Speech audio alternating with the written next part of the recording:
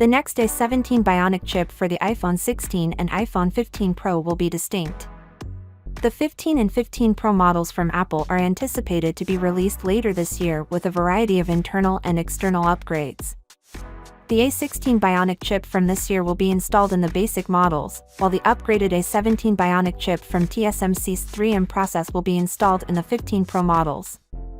With the 3nm A17 Bionic chip, we anticipate significant performance and efficiency increases, but new rumors suggest that Apple may launch a new N3E process chip next year to contain prices. The A16 Bionic chip in the iPhone 14 Pro models is now based on a foreign process developed by TSMC. Compared to the 14 Pro models, the A17 Bionic will offer higher performance and battery life due to the 3nm fabrication. Nevertheless, only the 15 Pro and Ultra devices are expected to receive the most recent hardware. The processors are one of the defining features that Apple has established between the regular and Pro models. A fresh posting on Weibo from a user's phone: the A17 Bionic chip in this year's iPhone 15 Pro models is rumored to be built on TSMC's 3B process, according to chip experts.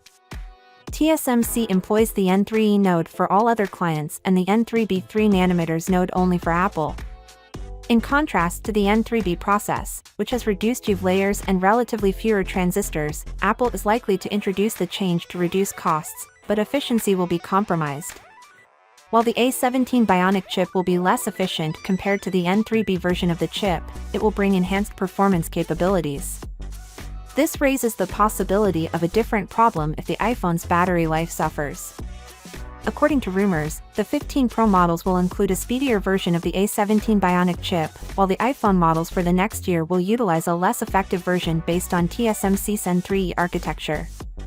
If the 15 Bionic chip in the 14 and 14 Plus is a higher bin variant with one additional GPU core than the A15 used in the 13 and 13 mini, then some cross-generational differences despite appearing to have the same chip would not be unheard of. Instead, the N3E version of the chip may be destined for next year's standard iPhone 16 and 16 Plus models. Finally, what are your thoughts about it? So without being said, let me know your thought in the comment below, and if you are new here, please subscribe. Peace out.